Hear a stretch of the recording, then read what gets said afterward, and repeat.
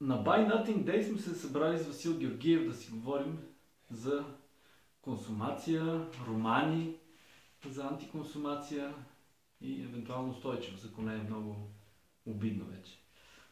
Ти защо написа апарат? Написах апарат, защото много теми ми се гонят из главата постоянно. И когато имаш много теми, за които да мислиш, много така, процесът да отсееш за каква тема желаеш да пишеш, минава през разбирането на различни неща, които се случват. И аз стигнах до някакъв извод за себе си, че просто свързани с консумативното общество, с консумацията, с консумеризма, с консумирането, са достатъчно важни и достатъчно коварни най-вече и достатъчно нееднозначни, за да може да се напише една добра книга за тях. Въпросът е, че тук не става дума за нещо, което е ясно разграничено добро или ясно разграничено лошо. То е нещо, което е част от всеки един от нас и нито един от нас не може да отрече, че притежава този консумеристичен нагон. Именно заради това реших, че точно тази борба, която всеки един от нас води по отношение на това дали желая да закупи нещо или да не го закупи, свързано с цялата картинка, ще се получи една много хубава равносметка, едно много хубаво интелектуално упражнение за читателя, който да прецени сам до каква степен тези идеи го вълнуват и до каква степен те са важни за по-нататъчния му живот.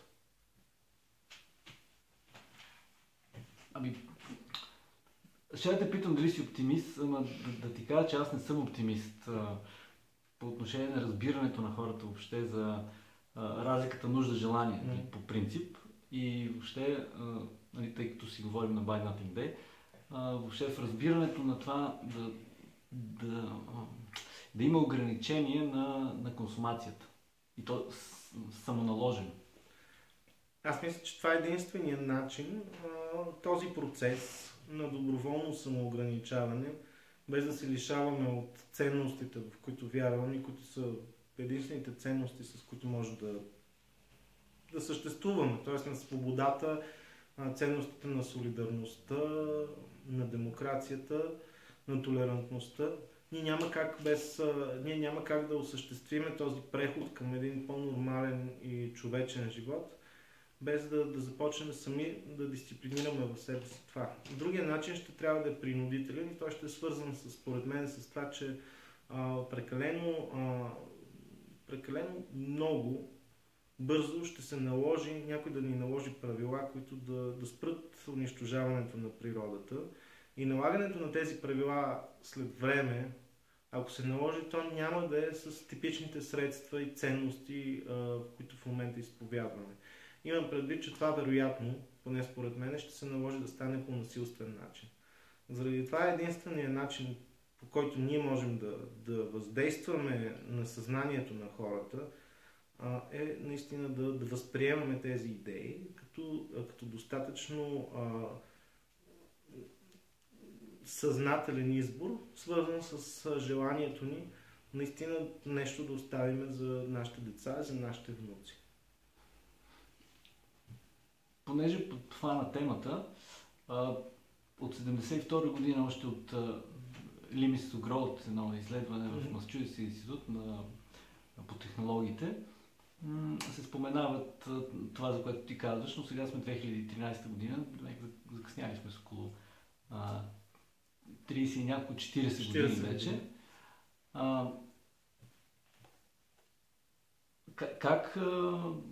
Как да го направим така?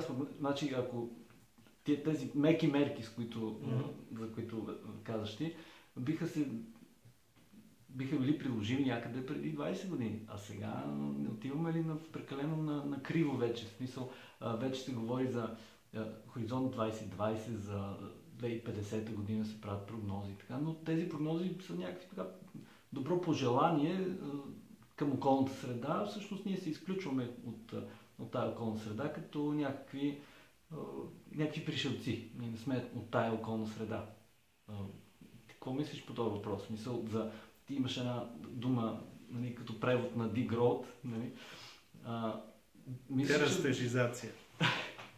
Мислиш ли, че това нещо е приложимо в следващите примерно 10 години? И то не говоря за България, говоря за по принцип в развития свят, защото нали, схемата на дерастежизацията е такава, че тези, които имат по-малко, трябва да се доразвият, тези, които имат прекалено много, трябва да се деразвият.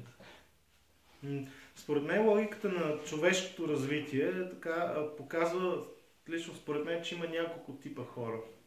Няколко типа групи хора, които с отношението си към нещата въобще им се поставят в различни позиции спрямо развитието на обществото. Едната група са ранно предупреждаващите, дори по-рано предупреждаващите, които се приемат като алармисти, доколкото техните изследвания в крайна сметка не се потвърждават с тази точност, с която те бих искали да се потвърждават. В тази връзка голяма част от изследванията, които са правени преди 50-60 години, не се потвърждават с тази тревожност, с която са били казани тогава. Другата група хора са тези, които всъщност са едно така, може би мълчаливото мнозинство или една малка част от мълчаливото малцинство, може би, които си дават сметка за тези неща, но въпреки това те са убедени, че всъщност това не е нещо, което е толкова близко до тях, но са убедени, че в някакъв момент трябва да започнат да спазват някакви такива правила. Третата група са групата на тези, които са оптимистите, които в крайна сметка тяхната основна цел е да поддържат сегашния си начин на живот, сегашния си стандарт. Това са в общи линии хората от средната класа, хората от бизнеса, хората, които развиват финансовата система, за които всяко нещо, което е свързано с някакъв песимизъм, действа нездравословно и за техните приходи. Именно те са хората, при които всеки такъв извор на тревога трябва да бъде потискан. Те си хората с най-голяма информация.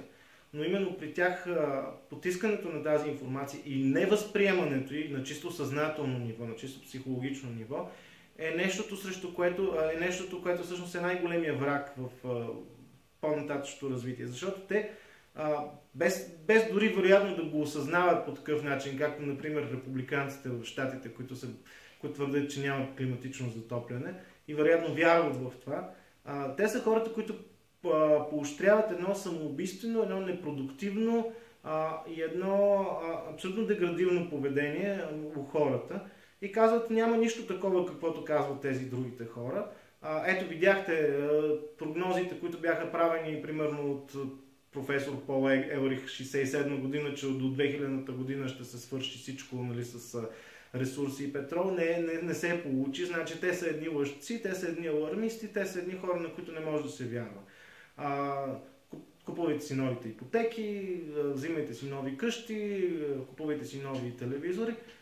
Очевидно е, че истината е някъде в средата и всеки един разумен човек може да забележи и може да разбере, че Земята не е ограничен ресурс и рано или късно, независимо от това дали предвиждането ни е с 5 или 10 или с 20 или с 30 години по-добро или в смисъл е по-вярно или по-невярно, това нещо ще се случи. То няма как да не се случи, защото това е нещо, което ще го осъзнае дори с вяра в гората. Въпросът е, че ние не сме с вяра в гората, ние сме хора, които живеят в една медийна среда, в която сме много по-податливи на внушения, защото не се налага всеки ден да наблюдаваме всъщност света около нас по този начин, по който го наблюдава този звяр. И затова не може да си направим тези изводи. И показано, че колкото по-една система ти се струва непоклатима, толкова по-впечатляваше последствие нейния провал, който виждаш. Но аз вярвам лично, че няма начин в един момент тези неща да не излязат наяве. Въпросът е, че в момента, в който излязат наяве, това ще е прекалено късно, може би, за да могат да се вземат най-правилните мерки, но те никога не са успявали да се вземат най-правилните мерки, именно поради това забавяне в човешкото съзнание, което го кара до последно да съществува по някакъв такъв начин, в който да смята, че предстои още много добра. Този оптимизъм, който всъщност в крайна сметка до голяма степен ни движи напред. Тоест тук има сблъсък между тези две разбирания. които и двете са по някакъв начин полезни все пак за човешкото развитие. Защото човешкият оптимизъм, ако не съществуваше, също нямаше да има и развитие. Но човешкият песимизъм също пък е важен, за да може да предвиди какво ще се случи по-нататък. Въпросът е, че в момента, в който трябва да се справим с проблема, ние трябва да можем да се справим на основа на тези базови ценности, които сме възприели, на взаимно решаване на проблемите, на взаимно уважение, на липса на алчност, на липса дори ако ще е човек на тези 7 смъртни гряха, които не са нищо повече, отколкото едно напътствие по какъв начин трябва да живее човек, за да запази връзката си с природата. В общи линии това е идеята, нали, на цялата тези религиозни нравствени норми. Повечето от тях, които ни се струват абсолютно безсмислени, защото сме ги преодоляли чисто съзнателно, но една част от тях, свързани с общността, например, са много важни именно в този момент. Аз бих споменал и лъжата, която всъщност с цел финансова изгода е прията за стандарт в продажбите и в демонстрацията на компаниите, което за мен е абсурдно. И се зачудих дали, както казва Уилям Гибсън, бъдещето тук обаче е неравномерно разпределено. Тоест в тази връзка възможно ли е ние като общества, на нашия вид, да е развит по различен начин в различните сектори, т.е. в техническо-технологично ниво сме много напред, а всъщност сме някакви такива морално-етични джуджета. Възможно ли е това? Възможно е, но в един момент те ще се настигнат, независимо от дали едното ще трябва да се върне назад или другото да тръгне напред. Според мен антиконсумеризмът и всички тези въпроси, свързани с опазването на природата, са едни въпроси, които по голяма степен ще ни донесат много повече морал в нашето отношение. Тоест, те в един момент заради това ще трябва да настигнем и да прескочим няколко... Предстои ни нещо като морална революция, която ако не успеем да я направим, ние ще умрем. Ще умрем като общество. А от друга страна, според мен ни предстои така техническо връщане назад, именно поради изчерпването на енергийните ресурси. Тоест тези две неща ще се случат, въпросът е дали ще се случат рязко. Според мен морална революция не може да се случи рязко. Техническо връщане назад рязко може да се случи. Затова, за да се случи това плавно скачване между тези две неща, единственият начин е наистина промяната на съзнанието на хората. Така мисля. Което пък е свързано с някакво комуникиране на някакви послания според тебе. Аз си го представям така. Някакъв американски екшън пада астероид и ние сме паникьосани, цялото земно кълбо и намираме някакво решение. Ако падне астероид, според мен ще намерим решение в диктатурата. Ако го виждаме да пада примерно 3, 4, 5 години, вероятно ще се съберем и тогава ще достигнем по-скоро до тази морална революция. Но ако това всичко нещо се случи рязко, ако рязко в един ден се събудим и се окаже, че примерно Саудитска Арабия ни е лъгала за залежите си на петрол, че всъщност те са с 3, 10, 15 пъти по-малки отколкото са и не е само това и те не могат да бъдат изтеглени на нормална цена, в същия момент ще настъпи хаос и няма да настъпи нищо друго от това, което аз просто да отида да си взема най-здравите ключове, да открадна всичките автомати от оръжейната на военна академия, например, и да се затворя в къщи. Всеки нормален човек ще постъпи така, защото най-важното нещо в крайна сметка е самооцеляването. И в този случай това ще се случи. Затова е по-добре този астероид постепенно да падне. И това бизнеса не трябва да лъже по отношение на действителното състояние на нещата. И се надявам, че кризата, която беше сега, която е породена именно от това, че бизнеса лъжеше за реалното състояние на нещата, ще е един урок, който ще помогне следващия път това да не се случва така. Ако въобще следващия път не е сегашния път и не се случва в момента всичко това, което също е възможно. Добре, аз ще го задам пак въпроса, макар че тук има материал, нали, който се разпредишня. Въпросът беше такъв. Ако виждаме нещо, че предстои да ни се случи, то е в непосредствена близост, говоря и като време, и като география, би следвало да сме малко по-паникьосни, отколкото изглеждаме, защото в този момент комуникирането на посланията, свързани с предстоящия колапс на нашата цивилизация, не се комуникират достатъчно добре. Това е моето лично мнение. Ти как го виждаш? Дали медиите правят достатъчно, за да информират хората в момента? Не говоря само за България, поради очевидните проблеми с медиите, но по света. Според мен всичко е, нали, има, според теорията на когнитивния дисонанс, всеки човек, когато получава две противоречиви информации по отношение на едно и също нещо, той обработва и приема тази информация, която по най-добър начин се скачва или има общо с досегашните убеждения. Но в това отношение просто, колкото и добра да бъде тази комуникация за изчерпването на планетата, на ресурсите, тя се сблъсква с досегашния начин на живот и с нежеланието да бъде променен той.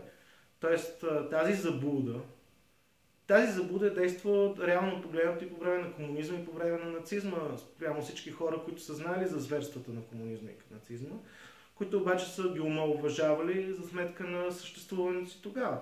При консумеризма разликата е, че той за разлика от комунизма и нацизма, той не води до такива директни, явни и видими за всички престъпления и зверства. Тоест няма нищо лошо в това да отидеш да си купиш нов телевизор, да си купиш след 2 месеца още по-нов телевизор и така нататък. Тоест той сам по себе си не може да донесе този морален удар, който би могъл да донесе комунизма и фашизма на тези хора. А той, комунизма и фашизма и нацизма, не са ги донесли на хората. Така че не бива да вярваме, че може да го донесе консумеризма сам по себе си. Наистина може да изглежда отвратително как ходят да пазаруват, но това е пазаруване на телевизори и дрежки. Това не е убиване на хора в газови камери. И връзката между убиването на хората в газовите камери и моралът ти е много по-силна, отколкото връзката между това, че някой си купува телевизори, някой харчи бензин и някой крие някаква бизнес информация, която по един косвен или пряк начин може да те засяга, може и да не те засяга. Затова е много по-опасен консумеризма и самото консумативно общество и затова то е много по-близко до това да доведе човека до неговия край, човечеството. Отколкото са нацизма и комунизма, които в един момент се насъбират така критична маса просто и сила и хора, които да го отхвърлят това за напред. А ти какво не си купи на Деня без покупки? Fisherman's Friends. Мислех да си купа. Накрая вече след като си бях си взел някакви неща, печена тиква, мисля, че си взех, още някакви други такива дребни неща за ядене. И накрая на опашката, която се бавеше много в един магазин, имаше Fisherman's Friends, които седяха, викам да си ги взема ли, да знам. Сега ходил съм на заболекар, в крайна сметка, да знам, още имам, нали, малко, може би така да ме болят зъбите, да ми тече кръв, сигурно нямам точно най-свежия дъх на света. Дали да не си взема един Fisherman's Friends? Не си го взех. Да ме извиняват, нали? Ами, благодаря ти. Аз благодаря.